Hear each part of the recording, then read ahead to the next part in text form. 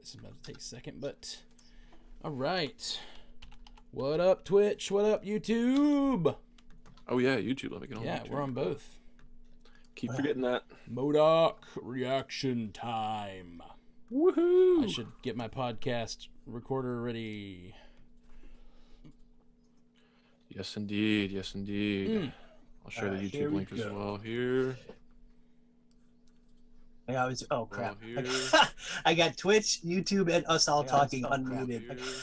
I got Twitch, YouTube, and us all talking unmuted. I do too, and now it's looping through the system, so everyone's gonna hear it double for a second.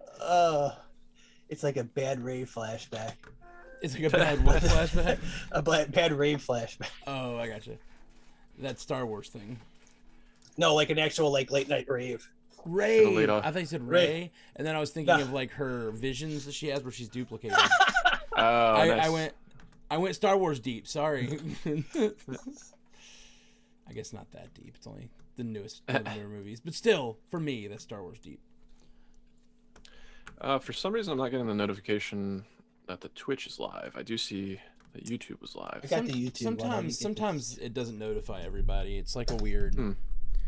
It doesn't notify everyone who's subscribed. Sometimes I don't know what the algorithm is for who it notifies. I think it's like has to do with how often you respond to the notifications and all this kind of stuff. Yeah, because now when I click on the channel, it shows that we are live. Weird. Yeah, it's strange. I don't know. Are you able to update these graphics like on the fly? Not very well. What did I do wrong? Just in the future. I don't have any on the end of my last name. I know it was on the last cast. Oh, my bad. No, it's not a big deal. I thought we'll still be able to. That's for the Canadian list. Oh, was it on the Star Wars one? Yeah, but that's because of Fox's wife. I was copying made that it. Sorry about that. Oh, no worries. It's not that big a deal. My bad. Well, actually, you're good. If you give me about 2 minutes, I can get it fixed. It's not that big a deal. Because those are. No, you've made it a big deal, Jay Scotty. You made it a big deal. Hello to the people in the streams. Thanks for being here. Good morning to you. Since this is your guys' show, do you want me to handle the questions in the chat? Oh, that'd be great. Yeah, I appreciate that. Okay. We will get started momentarily here. Hope everybody enjoyed M.O.D.O.K as much as I did. I liked it. And I particularly like it after how it ended, so we'll talk about yeah. And I totally didn't even realize. I'll talk about it in the chat when we're talking about the actors that play the main characters. All right. But can you dim your screen a little bit? I don't know, whatever window you just opened, it like turned your face ghostly white. Oh yeah, that was like that one. Yeah. I can't adjust my whiteness, Matt. I should probably take this. Okay, sorry. Getting my podcast record ready, and then we can go whenever y'all are ready. And just let us know how we're sounding, people. Are we coming across clear? How's the audio? Listen, I'm running this. There's never a problem when I'm running this. No. Forgive me. You are the M.O.D.O.K of this stream. Is that a compliment? I don't know, actually. mental organism designed only for casting. Boom. That's great. New show right there. Yeah. Oh, Catherine Ray points out Jeff's not here, so everything's good. Oh yeah, it's always Jeff's fault. It's not true, but I like that rumor. Can we spread that around? So whenever there's a problem. Yep. All right, I'm ready when you guys are. All right, cool. Well, yeah, let's start recording on Audacity. Actually, I'm recording. Can I take 1 minute? I'm sorry. I need water. I'll be do your thing. Be right back. Sorry. No problem. Yeah. How do I turn my camera off so you don't see I'm not wearing pants? There we go. Be right back. We automatically assume that anyway, so it is not a problem. M.O.D.O.K does not require pants. And even if he does, he has those really Actually, he has leggings. That's pretty much it. Leggings and arm band things and a headband. He's color coordinated though, so that's good. Oh yeah, for sure.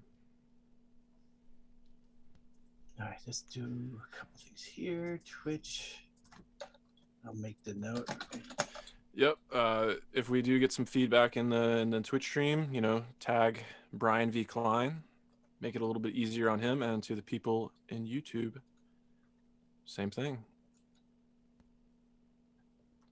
So we got 5 in the YouTube stream and 7 on Twitch. Excuse me.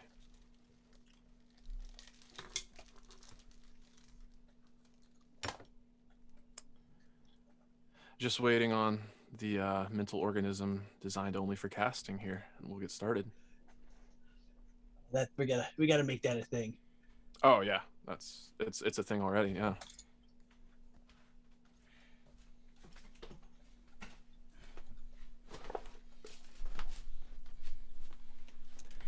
I'm just glad we had a nice conversation. Oh, you were on when Muzzy was talking about his mechanical keyboard, and I recently Oh switched gosh, out one sorry, because. Quill. Oh, buddy. Oh no. You're okay. Drama. Stop falling over, Toy Troot. It just came in here, and I thought it was a bag at my feet because I had a bag under here earlier, like I thought it was my backpack. So I didn't kick it, but I slid it with my foot pretty abruptly, and it was my dog. Uh-oh. It was not a strike, but it definitely woke him up. He was like, "What?" Poor Quilliam. And now Quill's performance, where he won't get on the bed until I lift him onto it. Quill, hop up. Just do it. Stop staring at me and just get up. Okay, here you go. You can do it. You can do it. What a jerk. Okay, sorry. Blake's gonna take us all to the gym with him. Right on. Get your sweat on, Blake. I'm down for gymmage. No, that is not good. Sorry, I shouldn't move my camera. It was set perfectly. Okay, are we ready? All good. So sorry about the pause there. Oh Yep. crap! I'll start recording. We're gonna do the clap thing. Yeah, let's clap counting down from 3, 2, 1. Oh. Welcome to the Animation Deliberation Podcast, the podcast where we take action animation and cartoons seriously, but not too seriously. On our first live episode here, we are covering M.O.D.O.K's first episode, and I have a couple of great guests with me. Matthew Carroll of the Marvel Cinematic Universe podcast, as well as Brian V. Klein. And we are excited to dive into this episode right after these ads that we don't have any control over. All right, sing the words. Sing along if you know the words. A 1, 2, 3, it's time for Animation Deliberation. A conversation and a celebration of our favorite action animated series. Yeah. All right. Well, welcome in everybody. Thanks for tuning into another episode of Animation Deliberation. I am your host, J. Scotty St. Clair. And as I mentioned, I'm super excited for this very first live episode of Animation Deliberation. I've got Matthew Carroll and Brian V. Klein here to discuss M.O.D.O.K. Welcome, guys. How you doing? Good. Thanks for having us. Of course. Yeah. For myself, I was super excited for the series from day one, the first little snippets of information that we got. But I obviously have a vested interest in animation to begin with, but I'd be really excited to get your guys' initial impressions on this pretty crazy series. It was a weird experience for me. Because I tend to not watch comedy, like pure comedy. I like things that have like comedy in them. I like comedy, but I guess I just like, for some reason, shows with more storyline and overarching things, they drive me forward. They make me continue watching, which is why I like my comedy sort of sprinkled in with like a good overarching story. And this had that robot chicken thing, which feels like what the like YouTube videos that I put on and just like get drunk and watch or whatever. You know, it's like it's not Sure. my normal, but this was like trying to not really thoughtfully, but just enjoy a new show, and it has an overarching plot, it seems, which is cool. But every scene was like one of those sketches where nothing matters, but then juxtaposed onto this like larger series. I don't know. I found it very interesting. And it kind of messed me up. I was like trying to follow it, but also like I just laughed a lot. Like it kept taking me out of myself, and I liked that. I liked it a lot. Definitely. Oh, I Brian? agree. It was having a little bit more backstory and knowing of M.O.D.O.K. I loved the satirical kind of take that they had on it, and the robot chicken vibe was, expected, and I think it worked well for what they were doing here. There is the overarching, the understory, like the main plot of it, but in between that, like Matt was saying, just the little skits that they got from point A to point B to point C were just hysterical, and I'm sure we'll dig deep into that.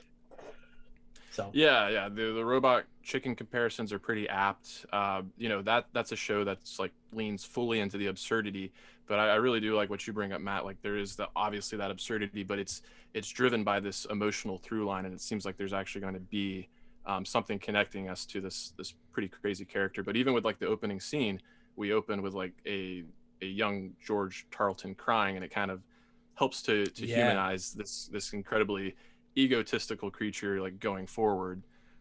Clearly wanting to make him a sympathetic protagonist in some way, at least well enough so that you can follow him and not just be out immediately. Because I don't know, it's like it's that weird balance of like, does nothing matter or do things matter? And like the thing I liked a lot, and I was debating bringing this up because I'll just say this: he was a real jerk to his wife throughout the entire thing, and I was kind of nervous that the show was going to be so nothing matters, that she was just going to be like the steady wife character in the background making social media moves the whole series, and then he was not going to do things to earn her love, you know what I mean? And then he did a very big violation in taking over her body in a moment that was important to her. And then like I was like, okay, now they're out to dinner, but then the divorce kind of threw me, and I was like, oh, they are gonna let things matter, and I love that. I love it a lot. Yeah, there's consequences. Yeah, I thought that was cool. I'm glad you bring that up. I had a little bit of trepidation myself, especially with the Jodie, his wife, Jodie Tarleton, that character. To compare it to another adult animated series, I thought it was going to go the way of Family Guy a little bit, where you obviously have Peter Griffin being this very boorish and offensive character, but we still like him. But he constantly treats Lois and daughter Meg, they're punching bags, for lack of a better term. But yeah, I really appreciate the fact that there was consequences and some finality to that major what's the word I'm looking for? Basically betrayal of her trust, and just a huge line to cross there. Yeah. But it was kind of planted earlier on in the episode. I remember when he said, like, if there is aim, M.O.D.O.K. is aim is M.O.D.O.K. If there's none, what am I? And she's like, if that's true, we might need to have a pretty serious conversation about us. And then, of course, there's a gag right after that, so you don't dwell on it too much. But they plant that seed, especially because when she said that maybe I could be like the breadwinner, and he said that, and then they planted it, and then they cut to a gag. So it's sort of like it's in your brain, but it's now look at this funny. Yeah. So I was glad that was there, so I don't have like a huge problem. Because for a minute I thought I was gonna have a problem with the series. I'm like, ugh, because like especially anyway. Let's talk about the funny things. Sorry, there's like there were things he did to her that I was like, that's very offensive. Yeah. And like the fact that he like scrolled through his brain to remember times she might have given him consent to do the thing he wants to do. I was like, ooh, that's not a good look. That's real bad. That's not okay at all. Yeah, you knew it wasn't going to a good place there, but that did get one of like the funniest parts of the episode for me, when you were hearing like Jodie and these past memories and whatnot. It always ties back to bangs, and the one that really got me is, I'm pregnant with bangs. Yeah, I loved it.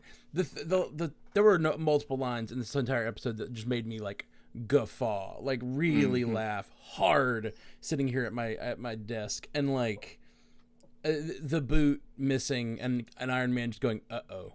like is so funny. So funny and so like rooted in the world and like real. Like, what if Iron Man lost a boot? That's hilarious. And actually, to go back to the funny part, I didn't even notice this until right when the thing ended. The first thing I saw when the credits rolled, I think it was like the executive producer or whatever, Seth Green and Matthew Senreich are credited. And it actually Stupid Monkey, which is the Robot Chicken production studio, is the one that created this. So the ties to Robot Chicken are actually very much intended because the guys that did that did this as well. So that's cool. Oh, yeah. I did not know that, but I kind of would have assumed it, honestly. If I was like, this is definitely that team, right? Oh yeah, yeah. And I think Jay Scotty agreed with me. There was this old show on Adult Swim, another stop motion animation show called Moral Oral, right? And it had that same type of like the character design where it was more because Robot Chicken pretty much just takes like action figures and puts like the paper mouths on them. This one was fully fleshed out characters and it had more of that design. I think those were all, a general way that shows like this are designed anyway. Well, and then, I mean, Robot Chicken initially is drawing a lot of inspiration from the classic, like Rankin and Bass, like stop motion animated series from like the holidays and whatnot. Like, I think probably most people have seen one of those, if not like the Little Drummer Boy or Rudolph, or Gumby, or any stop motion animation thing. This is very much in that tradition, and it's just it's funny that they're I don't know. That's a really hard way to make television. It's painstaking. Yeah. Is this actually done old style, or are they? I'm guessing they're using elements of CGI to enhance it, probably. So I do believe it's entirely stop motion at the end of the day, but they're definitely leaning on some technology in terms of like how they're planning the shots and whatnot, because I was privy to some behind the scenes stuff where you actually saw Patton Oswalt got into like a full M.O.D.O.K like get up and was like walking around a set and stuff like that. So I think that's kind of how they did their storyboarding.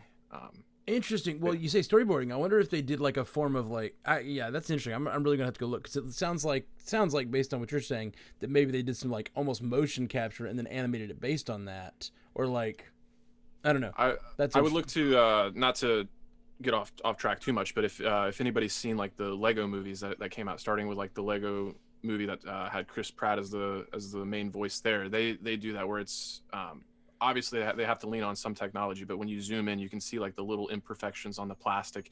And same thing with this series. Like there were times where I saw like lint and stuff like that on the whites of M.O.D.O.K's eyes, but it just kind of like endears you to the show and really does give you that feel of like the classic, like you're almost playing with toys, like playing with your action figures. And even with the character designs, like the opening sequence with Iron Man that you mentioned, like the shield agents are in that classic like blue and white get up that we've never seen in the films or anything like that. So it's great. Yeah. And oh gosh, the Super Adaptoid, which I only know from the video game, but I know that in the video game he's like this very the Avengers video game that came out recently. He's this very imposing figure that you have to be like, oh, it's the Super Adaptoid. He was so funny in this. They call him the Smoothie Machine. Are you calling me the Smoothie Machine? I am the Super Adaptoid. Yeah, he's at the front runner for one of my favorite characters. It's either him or Gary at this point, I would say, are probably my favorite characters. What other lines did Gary have? I only caught Gary's name when he did the thing about the guy's soul. It's okay. Oh yeah. Sure. He said he can inhabit his body, but not his soul. his soul belongs to God. To God. Yeah. Sure, Gary. Well, he was the one that got his arm blasted off when he went for the coffee. Okay, I was the same one. I thought this was for everybody. I love that because they've removed an arm, which makes Gary noticeable as Gary. So if they continue to have that character throughout the series, like I'm assuming Gary will be noticeable because he's the AIM agent with one arm, the beekeeper with one arm or whatever. That's super fun. I love that. And as we're kind of like talking about some of the characters, it is worth mentioning the voice cast. I mean, obviously, Patton Oswalt had a ton on his plate in terms of like just the amount of dialogue he's constantly firing off. And I was just super impressed. But the talent is all the way throughout. We mentioned Iron Man and that brief appearance in the opening sequence. That was actually John Hamm. Yeah. And I felt like John Hamm was like doing his best like RDJ impression Yeah. yeah. But that's very John Hamm too. If anyone could take the mantle, like that's not a bad call. Like if they had to recast Iron Man, John Hamm is not a bad call at all. Not at all. Even in the MCU, like I could deal with a multiverse version of Iron Man that's or Tony Stark that is John Hamm coming through, and it was really good casting. I loved it. I want more. I wonder. I haven't heard anything. Do we know what other heroes are appearing and who they're played by? I don't really want to know necessarily, but is that released? I won't spoil anything for you. I do know one for sure that's supposed to have at least a cameo appearance. So that is a thing that they're going to do throughout the series. I believe so. That's awesome. They're really relishing living in that classic comic world as much as they're subverting it. They really are embracing it at the same time. But, what's amazing about it being such a different world and than the MCU or even any of the other series, the Netflix series, whatever, and it being a comedy, is Iron Man is there. Iron Man is there. Like I always listen to when I listen to the DC on Screen guys, they're always talking about how like different levels of DC content will or won't allow.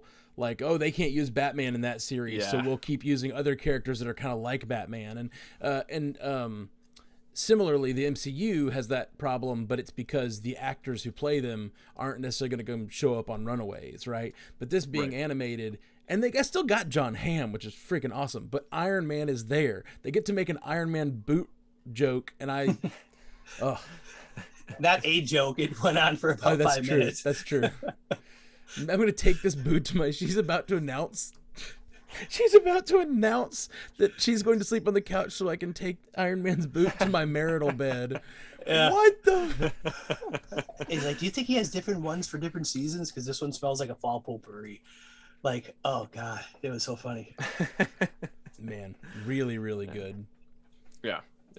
I did want to highlight some of the other cast members and characters, though. I, right off the bat, recognized his daughter Melissa is played by Melissa Fumero, who, if there's any Brooklyn Nine-Nine fans, she stars as Amy Santiago on that show. And yeah, I always wonder when they choose to like have a character have the same name as the voice actor. Is that it makes me wonder how much improvisation was going on, and did they do that to make it easier on just the creative process? Because it definitely seems like one of those shows they probably had a rough structure planned out, but just looking at some of the other cast members, the guy that played Austin Vandersleet, who was the really douchey representative from Grumble, that's Beck Bennett, and he just nailed it. Like, as much as M.O.D.O.K is an unlikable character, putting him against someone like that makes him just that much more likable. Yeah, it lets you root for him, even though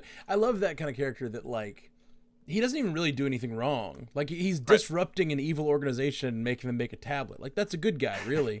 But like just the fact that he like is so annoying makes you root for the villain. Basically, it's real funny. When he's being attacked by Jody in the office, and she's like, you should probably get out of here. I'm not in control of my own body. He's like, no, you have worked too hard as a woman in the environment to get this meeting. Tell me more. So good. It's so good. The son was played by Ben Schwartz of Parks and Rec. Correct. Yep, John Ralphio. Loved it. And even the wife is Amy Garcia. For anyone that watches Lucifer, she's Ella Lopez, the crime, like the forensics person. Oh, okay. So she's recognizable too. I mean, I knew the voice was familiar, so I went, oh, that's okay. It's Lucifer. So, right.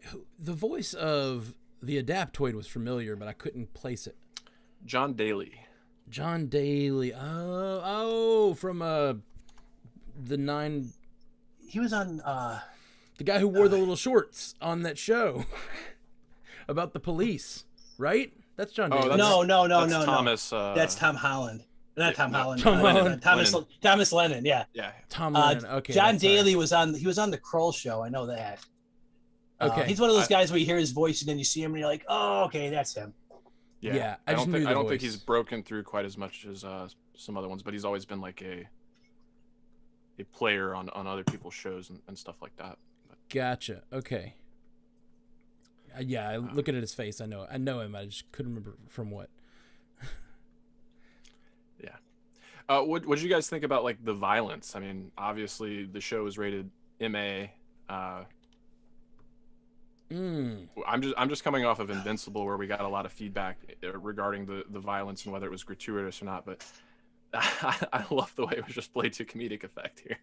I think it was too. I mean, it fit that. It wasn't quite the same as Invincible level, because there's a difference, I think, between animated, like life. I mean, Invincible seemed to be, it was animated, but it seemed to be more almost life-like animation, where this is a little more cartoonish. Not that Invincible wasn't, if you know what I mean, the stop motion. So they made it, because I think when we were watching the scener, Catherine even mentioned there's blood splatter on the camera. Yeah. When you're seeing the show, and it's like, so it works, and it never really took me out of it. Sometimes in Invincible it sort of took you out of it. This one is just like, because I think it was the comedic aspect of it. For sure. Yeah. I love the scene when the AIM employee like had disabled the like security sensor on the wall, like let the bird go. It's like blood splatters all over his face. And then the bunny later, and the same guy, not again. Mr. Waffles. Yeah. Oh, this is real good. M.O.D.O.K will not leave without reparations. Your precious Mr. Waffles is now mine. M.O.D.O.K said, what was the line? It was like, in whom is M.O.D.O.K? When he couldn't try to figure out whose body he was in. Oh yeah, when he miniaturizes himself, that was pretty funny. Yeah. He's like, where am I in? Oh wait, that's not right. In whom is M.O.D.O.K? When they take the time to care enough about dialogue in something that's this, I mean, it's zany, it's off the wall. It makes you realize that, there was a lot of, it's not just slapstick. There's thought put into it. So absolutely, I enjoyed that a lot.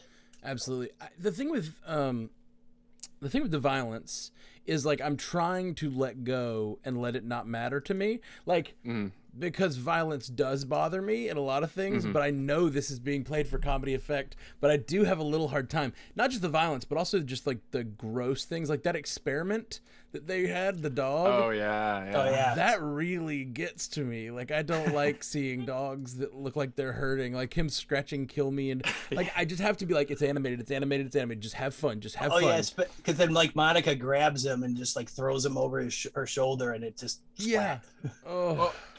Yeah, that's worth mentioning. We did have Monica show up. She didn't play like a huge role, but I know we were kind of talking off air. For a lot of people, their main exposure to M.O.D.O.K before this series was the recent Avengers game, and Monica definitely showed up in that. So yeah, big role. Nice to nice to get that kind of connectivity there. But it seems like she's definitely going to be a bit of a foil for M.O.D.O.K in this series. So. Yeah, he seems to have no lack of those, though, all around him. Right. No. So they left this with him making a tablet for that guy. Right. Is he still working for that tech bro? He got his employees' jobs back. Right. That's what that was the deal he made. I'll give you your tablet, give them their jobs back. But they didn't say whether, like, I guess I don't know if that like fulfilled the contract, which I don't think is how it would work in the real world, or if like that guy is going to be an ongoing like bother and trying to bother him, like making him produce more things or whatever. Yeah, I know Matthew Fox, the Ethical Panda, had mentioned in our live watch, he made comparisons to the Harley Quinn animated series, and no spoilers there, but it does have some similar themes in terms of it being kind of like a mundane workplace comedy in a lot of ways. And I do think that the series, this being the first episode, the amount of time that we spent focused on AIM and Austin and stuff like that, I think it's going to be a through line for the series going forward, definitely coupled with the big fallout at the end of the episode we already talked about with Jody wanting a separation. Yeah, that's a big deal, like him not just being the family man but being the like single dad. That's just a completely different dynamic, and it surprised me, and I was very thankful for it, because I think that like needed to happen for the show to, I don't know, it's weird because for me to be interested, the show has to have some through line. Like I'll still watch it on occasion and be like ha ha ha ha ha, and I shouldn't undercut that. Like, I will laugh hard and have a good time, but like for me to continue watching it and like care about the series, it has to have a through line like that. And I'm really glad they're getting a divorce, is what I'm saying. Or at least there's the option of it being there. You know, it's true. There's consequences, though. Yeah, there's consequences to his actions. That's what's important to me. Agreed. Do you guys have any predictions? Do you think he's going to be on his own, or do you think he's going to get a roommate? Do you have any top contenders for like B Marvel characters that would make a good roommate for M.O.D.O.K? Oh, I got one right here because we've already like haven't talked about it yet, but we got my guy who had the best cameo ever, Mr. Fin Fang Foom, with his Fin Fang farm to table restaurant. It was only like a 2-second little bit, but when I saw him 3 a.m, I screamed. I'm like, yes, Fin Fang Foom is on the show. So good. That would be a great. I would love to see him and him move in with Fin Fang Foom and have a little like odd couple type of situation with that. Yeah. It was super cool. He could live above the restaurant, you know, like have a little apartment above the Fin Fang farm to table. I have a feeling we're gonna just get like the classic, you know, single dad like divorcee storyline of just like him trying to make it in the world on his own, and like having a hard time doing that. Juxtaposed against him still trying to like find value in his work, which in the fact that work is like wanting to kill Iron Man is pretty great. when you just mentioned that, in my head literally popped up like an 80s montage opening theme to a TV show where he's trying to juxtapose the two, and there's like some catchy little theme song going on, and it's him like trying to like make dinner and feed the kids at the same time, and nothing's going right for him, and he just seems like yeah, it's like, and that's very funny, especially like if he's used to her taking care of the house, like him going to work to fight the Avengers, and that's the easy part of his day, you know what I mean? And then he comes home and has to like whatever, they're not young enough to change diapers, but like, you know, deal with moody teens and stuff. Like that's a very funny setup. I love it. Well, we still got the whole bar mitzvah outfit storyline that I'm sure will probably be a running gag for a while with Lou the son, where he hasn't found anything to wear to his bar mitzvah yet. Yeah. I mean, obviously they introduced the family right out the gates, so they're going to be major players. But I do kind of wonder: is he going to be trying to win them back? Or is he going to be, are we going to see like M.O.D.O.K try to date and move on? Because he also seems like the kind of character that would try to, like, in his own machinations, he thinks the way to win Jodie back is like make her jealous. Are we going to get that, you know? I absolutely think there will be times where he tries to like do things like that, like exactly what you're talking about. But I think I have a feeling the arc of the series will be him learning the value of his family and like getting and learning some humility and not taking his own stuff as more important than his family, you know? I think that's what the arc will be. I hope anyway. I think that sounds fun. Or it sounds both fun, and it sounds like it could like make me cry, which is my favorite shit, when I'm like laughing, and then suddenly it like turns on a dime and I'm like, oh my gosh, I can't believe I care about M.O.D.O.K this much. And that's another credit to the animators. I mean, as simplistic as the designs are, they do a great job, you know, with the facial animations, especially on M.O.D.O.K. There's so much detail, and I love the fact that compared to the other characters, like you can actually see like the individual pieces of like what makes up his face. Like he has that line on his cheekbones that like you can see how much his mouth has to move, that they have to be 2 separate parts. Mandible has been one of my go-to words here lately, but yeah, the mandibles are getting a lot of action there. I love that show, Mandalorian. Mandalorian. This isn't quite this. I mean, it's like this, but a little bit more comedic. It has almost the same design of it. So yeah. And this is the funny thing. It wasn't for the I got stuff because they all spat on it before I picked it up. They hated it so much. What's funny is the Fin Fang Foom and the M.O.D.O.K were not just put here for the use on this thing. These guys are always within arm reach on my desk. So if we get a Mojo showing up in this episode, then I'll have the Triumvirate just sitting right here. That could be a roommate option. A Mojo. Mojo, M.O.D.O.K, and Fin. Oh my god. Dude, this is a show tailor-made for you, BBK. I love it. I think so far. I mean, plus it's good. So yeah, I'm digging it. Yeah. Well, I mean, it was just, the first episode out of the gate, and it was a relatively short episode, so there's no reason for us to spend too much time on it. But one other thing that I wanted to bring up in terms of just like laugh out loud moments was Cheddar Daddy. Oh yeah, it's a thing.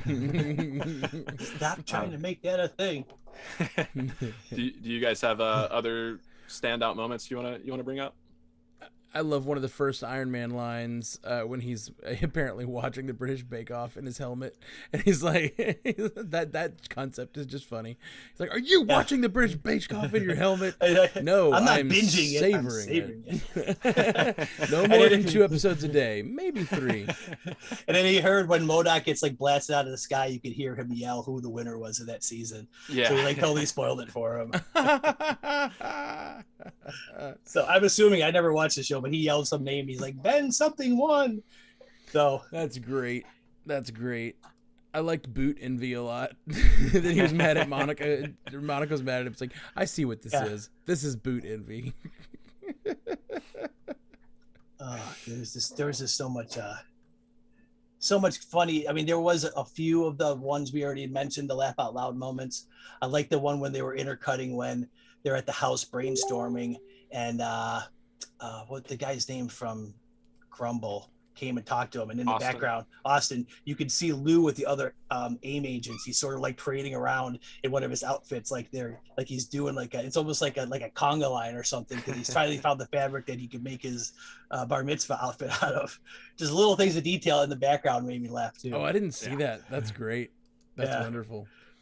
Probably one of my favorite lines from the whole thing is like, M.O.D.O.K will fix this. M.O.D.O.K will save you all. We're under attack. Die for me. Yeah.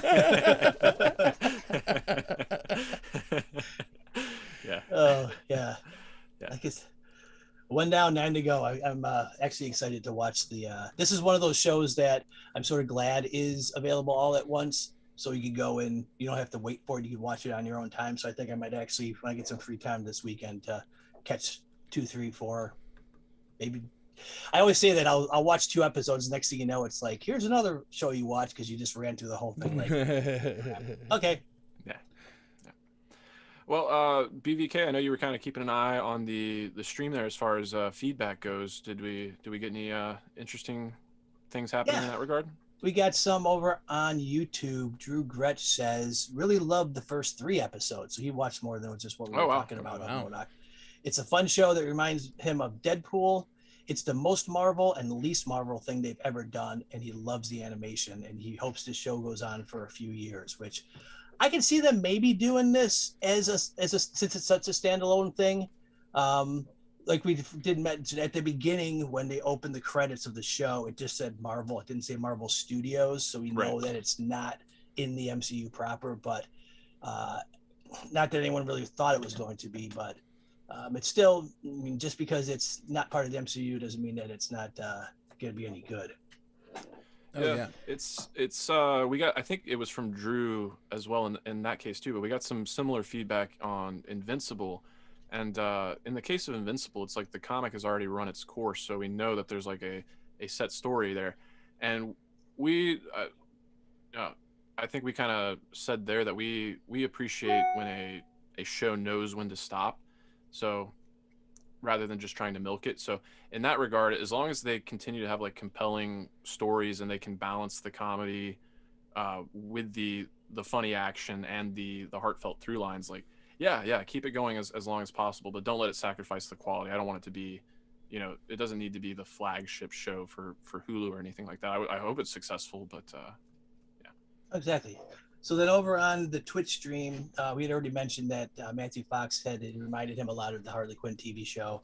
Same mix of mundane office antics and a supervillain HQ, ridiculously over-the-top violence, and bouncing between an actual story and straight-up gags and skits.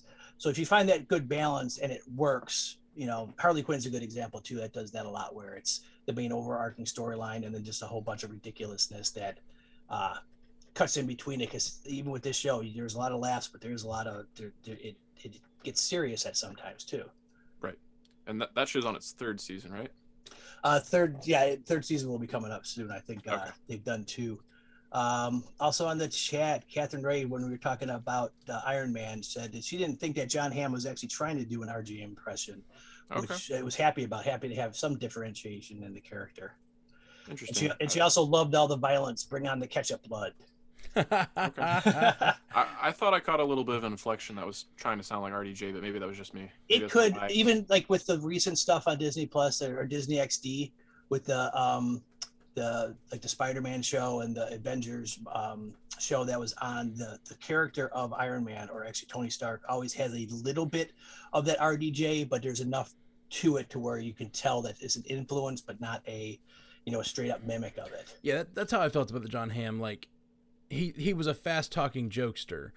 Yeah. But but I feel like that's about as far as it felt like RDJ to me. Like he felt like John Hamm, but trying to play that I'm too smart for the room, fast talking guy. But that is very much, I don't know how much that is Tony Stark from comics or how much that is RDJ having taken over the role for so long and it being the only one we all know now. That is Iron Man to us.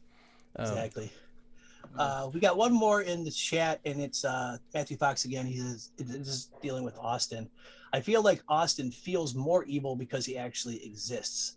None of us have to deal with hover chair laser head people, but the tech bro asshole who can't stop talking about annoying stuff, and who represents the tech companies that can feel so invasive, he's totally someone we can hate. Yeah. Well, it's also the banality of evil. Like he doesn't care about, or he's like indifferent to evil. He even says at one point, just make me this tablet, kill all the Iron Mans in your spare time you want to, but I need this tablet. Like, so he doesn't care about the evil he's bringing on the world or funding. He's just like, let's do this. So that in that respect, he was pretty evil. But instead of like wanting to be evil, he's just like a lot more realistic evil, which is like just disregarding how your actions affect others. Right. And he does have a sort of vibe we were talking about. I can't remember what his name was. The guy that was in charge of Hooli on Silicon Valley.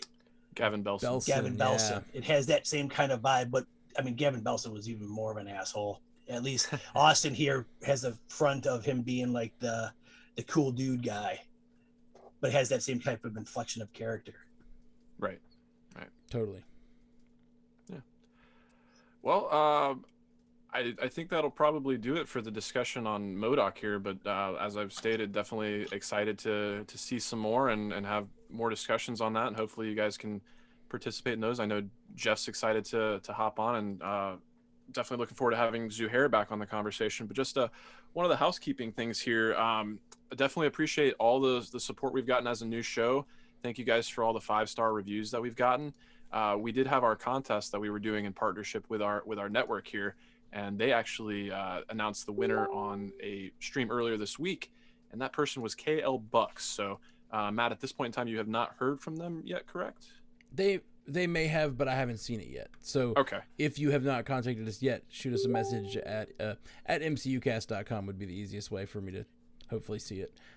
I'm a little behind on the shirts. The free shirts, I tend to batch them and send them all at once.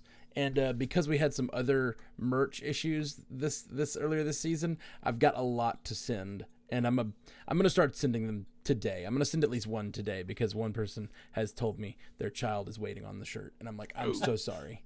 I'm so sorry. I'm a bad podcaster. You are a mental organism designed only for casting. That's true. Only for casting. This merch thing is not my deal.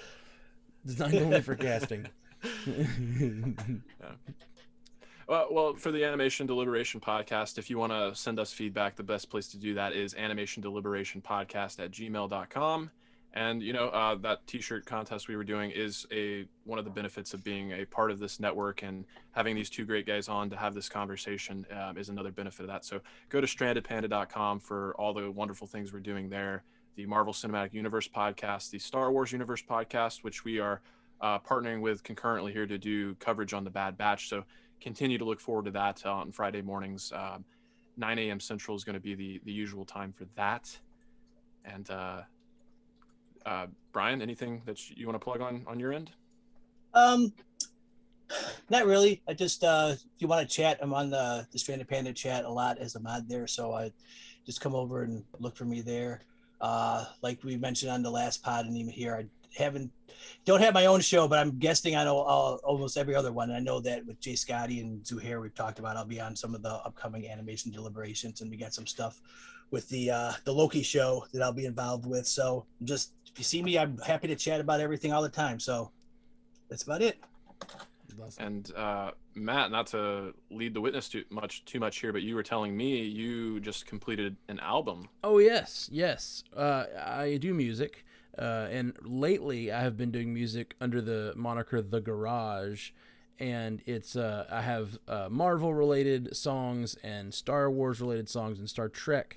I actually just finished a Star Trek double album, which I also have MCU cast Stranded Panda related songs with Steampunk Douchebag about Jeff Randall.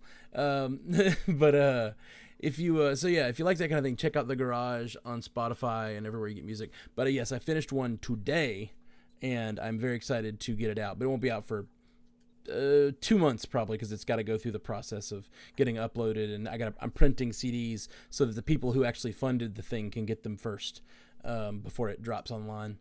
And like BVK,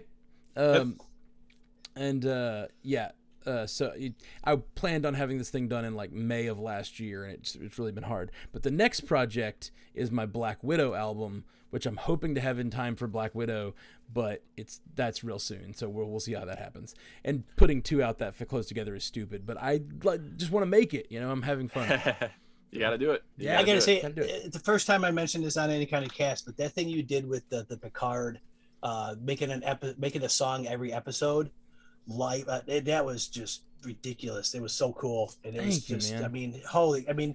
As a former musician, knowing how hard the process is, just doing that week in and week out and having them be quality just off the first initial, it's almost like a demo take, was exactly awesome. Yeah, that was one of the most fulfilling things. I want to do it again with something Marvel related or something possibly, because I loved that, but I just haven't had, with all the family stuff I've had this year, I just haven't had time to keep up with what I wanted. But I loved it. Yeah, every week the episode would drop. I'd watch it at 2 a.m. I'd go to sleep for a few hours, wake up, and the next morning I would write the song, record the song, and hopefully by the end of the day have a video up online of me performing the song. That's super cool. With full band most of the time, which I was just it was super fun. And that is the album that I finished yesterday. So that's the one that's finally finished and full, because BDK mentioned, those were demos, and then I went on. Anyway, I'm talking too much. The Garage on Spotify, that's all awesome, those things. dude. Yeah, very excited about it. Yeah, I'm very excited for it too. So we will look forward to that. Sweet. I think that'll bring this episode of Animation Deliberation to a close. So on behalf of Zuhair, I will say, stay whelmed and stay tuned. That's TOONED. Thanks, guys. Be excellent to each other. All right. I'm so happy you're using that stay tuned thing. Yeah, stay tuned is great. Yeah, it's right there. So it's wonderful. By the way, if you would like, Jay Scotty, would you like me to edit this for you? I know you've got a lot on your plate, man. By force of habit, I put markers down, and there's only 7. So I think it would take me under an hour, and I just know I'm fast at that. So sure. And I was thinking about doing a video version and throwing it up on YouTube too, like we do with everything else. If that's that's okay with you. No, it's totally okay with me, man. Yeah, I just didn't want to put any more on your plate. I appreciate you. We can stop recording now, right? Yes. Yeah. And if you guys would, I'm trying. You like it as a wave, right? Actually, I'm trying MP3s. If y'all are cool with that. That works for me. Because they get to me way faster, and I can actually get started for these day of casts like this.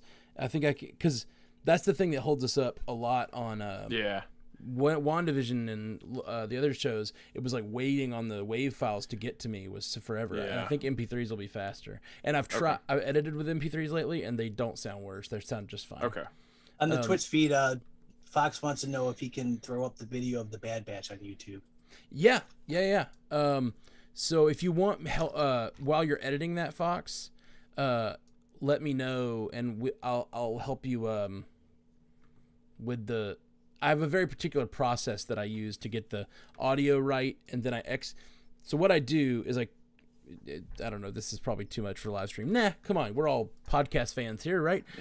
So this is my process. I go through and cut out all the things that need to be cut out. So there's just silence at those moments. So all the things are cut out, right? And that's what I've always done. And then I just smush the podcast together. Like, so then I basically just remove silence. So that way I just go to my marker, cut out. But when I'm doing a video version, I export that thing with all the holes in it. Okay. So that it's still timed correctly. So I export it with the holes in it. It still has all the silent moments. Then I drop the video on top of that. And then it's like, so the video is lining up with that still because the timing is correct, right? Okay. Then all I have to do is go to the silent moments and cut them out. Okay. Cut out the silent moments, and then it just scooches it all together. The only tricky part is I do the which you don't have to do, Matthew, if you don't want, but I retime everybody's video because there's a delay, and everybody but me because I'm actually at the source of the stream. Right. Everybody else is like 3 seconds behind, so actually I crop out each person and scooch them before I do all the cutting. So I do want to take this opportunity while we're still on stream. Thank you to everybody that tuned in live. We had a lot of people that were here from like the wee hours of the morning. Catherine, Ray, Blake. I know Haley hopped in here later. You guys are awesome. I saw CJ Hunt in there at one point. So yeah, thanks to you guys. It was really successful first live episode for the Animation Deliberation. I appreciate everybody being a part of it. Yeah. That's super First of rad. many. Super rad. Love it.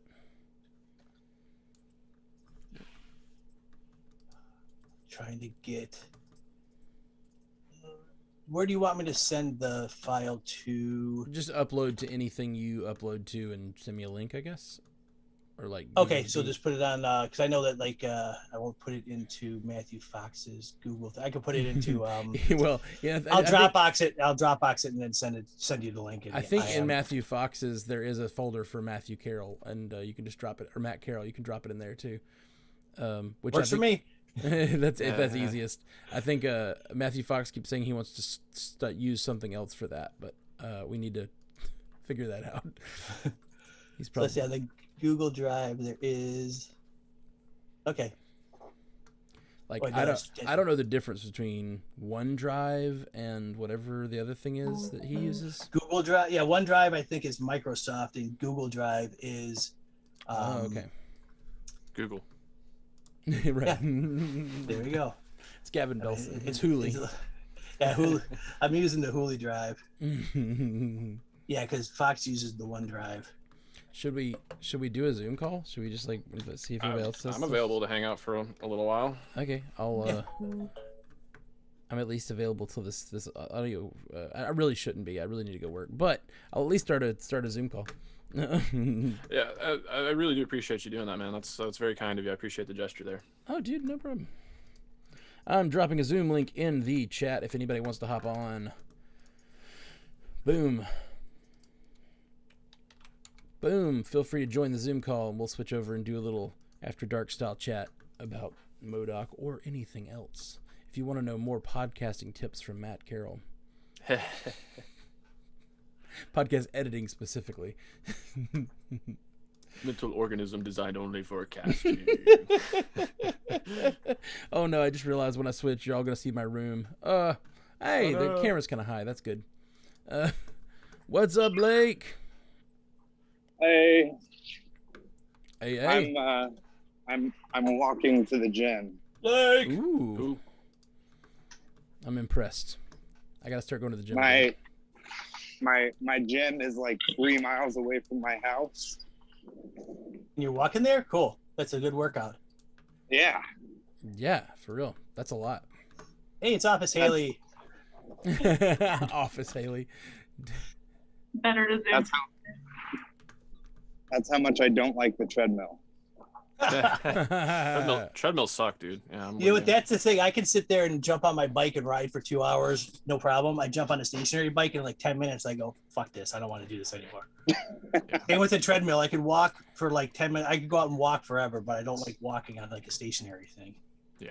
I think it's just the monotonous or the monotony of it, just the same. You feel like a hamster in a wheel, right? The only successful like running I've ever done where I kept with it for a long time was treadmill. Like I love the treadmill running. I like going because I like the AC. I really like being in the air conditioning. And I like to do math. It distracts me. So like I'll do the thing where I'm like, okay, I want to get to this many minutes before I get to this many miles. So I'm gonna divide the minutes by this and like, okay, so I need to be going at 3.4 miles an hour. That's really slow. I need to be going 6 point whatever miles per hour to get there. And I'll like do a sprint to whatever. Yeah, mind games help you get your miles. Yeah, the only thing that I used to like if I was playing like the PlayStation while I was on the bike, it would totally distract you. But then I've also had a couple of times where I had accidents where I ended up falling off the thing because you sit there with the video game and get next thing you know the thing's falling over. Like, okay, so I stopped doing that. Not that it was like I'll go on the treadmill if I'm watching like a show or something. I'm not prone to motion sickness, but that's one thing that'll get me. Anytime I've like tried to read or like watch something while I've done treadmill running, does not work well for me. I don't know how people read books on the treadmill for sure. Yeah. Some people do it though. I don't know how people read books in general. With their eyes, Blake. They read with their eyes. I read with my ears. Same here, buddy. You can get so much done that way. Especially, I mean, Audible has so many good options now. It's not even like reading a book anymore. It's like you're listening to like a radio drama. Sure. I bet there's a lot of people in the podcast audience that are like that, that are like ourselves, that tend to do more of the listening than reading. Sorry, couldn't think of words.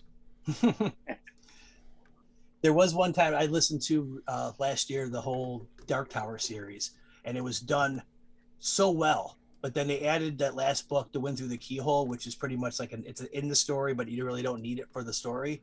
And it's all it is the audiobook is Stephen King reading you the book, and it is so terrible. It is so bad because it's just him reading it. Oh. I hear it back there somewhere. Yeah. There's a loop. Yeah. So yeah, with the Audible, especially like the Star Wars and the Marvel ones, it's a production. There's sound effects and there's different people speaking and there's different there's music and stuff. So it's not just someone reading the book to you. Yeah, it's like a whole performance, which I can get why people think that that's not the same experience as reading. I actually do like the whole just like read to me thing because it makes me feel like I'm still using my imagination. You know what I mean? It brings you back to when you were a kid, when like your parents read you nighttime stories, yeah, and bedtime stories. Helps me sleep at night. See, no, go ahead. No, I just thought that's really wholesome, Matt. Oh, don't worry, it was a joke. I'm not that wholesome. What was this mode? Haley, I only got to see like a couple of your comments towards the end there. How did you feel about Bad Batch and M.O.D.O.K? I know M.O.D.O.K wasn't something you were necessarily anticipating.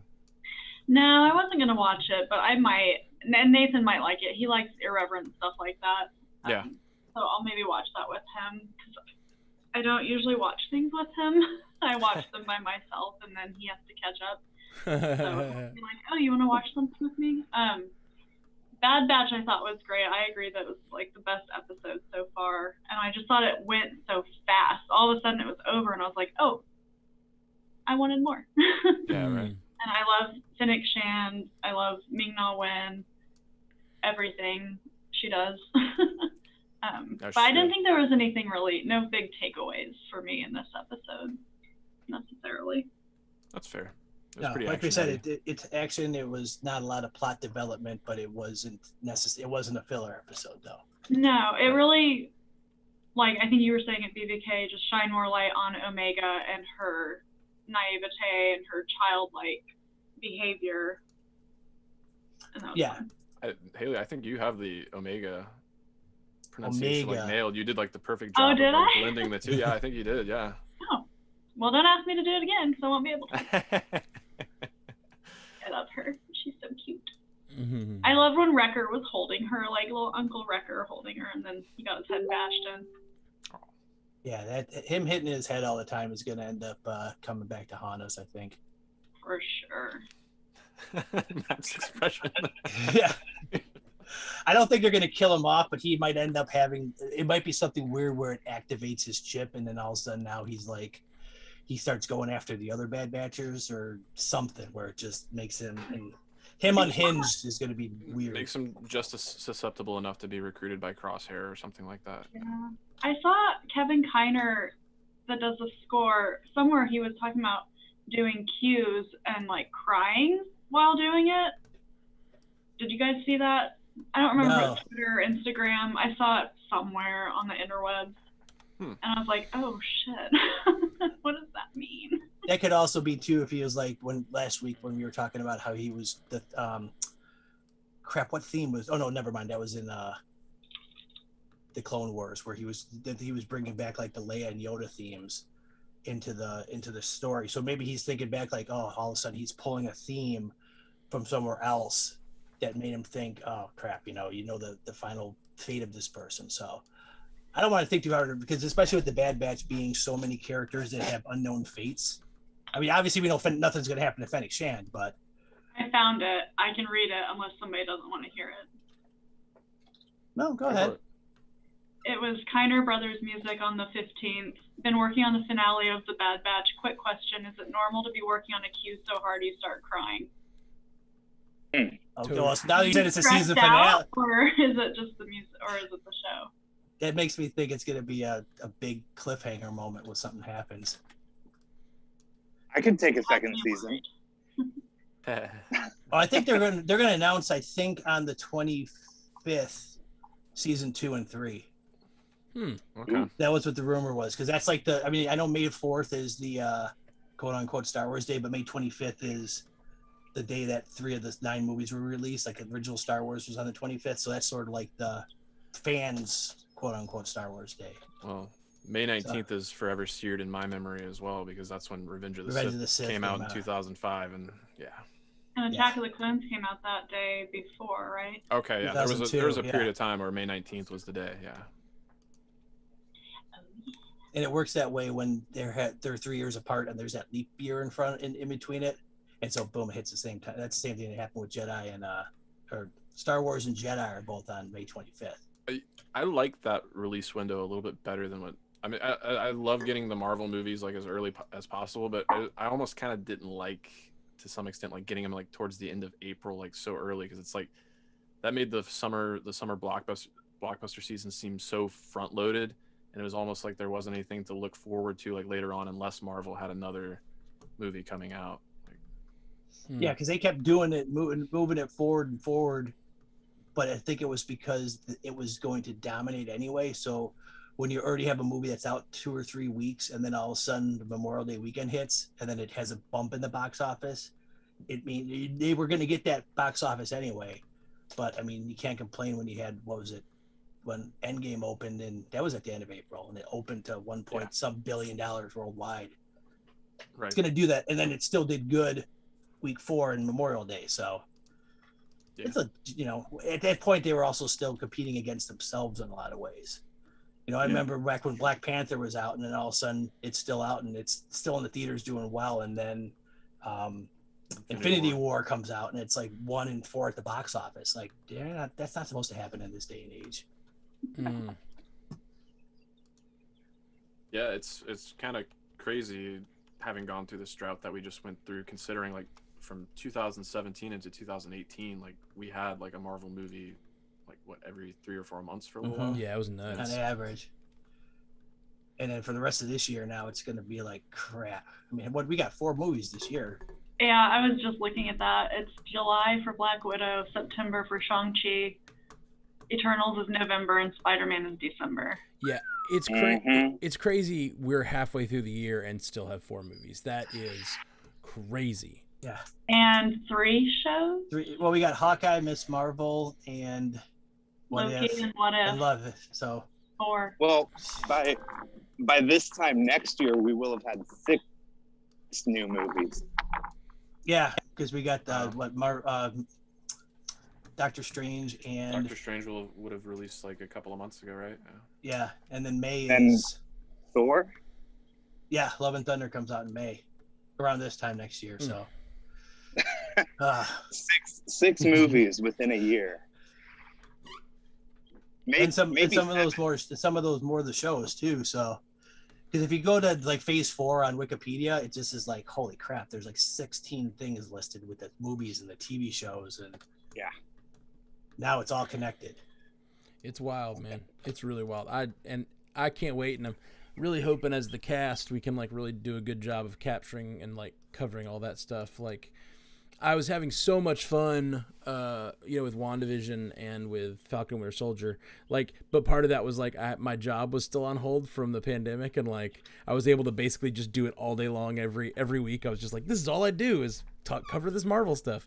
And now all my work is back. I'm like, I really hope I can keep up that pace with Loki, and especially when movies start dropping too. That's gonna be nuts. If they don't take a week off for Black Widow, and we do like, we're doing like midnight coverage of Loki and then midnight coverage of Black Widow, and then we also have the feedback episodes. I was like, it'll be great. It's gonna be 2022 awesome. Is 4 movies too. Yeah, which is where they'd gotten to.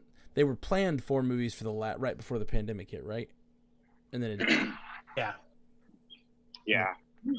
It was like February, May, July, November. Yep. Man. I don't know. I rely on you guys to tell me that information. I rely on online lists. I'm going to go because I'm going to get started on this podcast edit. Thank you again. I sent you you should have the drop off. I got them both loaded in, and I'm going to start working on it. It's being a little weird, so it may take me a minute, but I'll let you know. I'll let you know if I can't get to it or something happens. But it's like being weird. The timing is weird. It's like got you guys MP3 stretched out or something. But I think I can fix that real fast. Okay. Woo! Well, if you want me to send you another version of it, let me know. I want to work on I want to figure out how these MP3s can work, because it would be way faster for the other days we do this thing. Cool. Yeah, if you need a wave, let me know. Okay, I will. Well, actually, just make a wave and start uploading it just in case. Okay. And that way it'll be ready if I fail at this. But it's good to see everybody. Yeah, you too. Have a good Friday. Bye, guys. And bye, live stream. Hang up now on the live stream. Bye.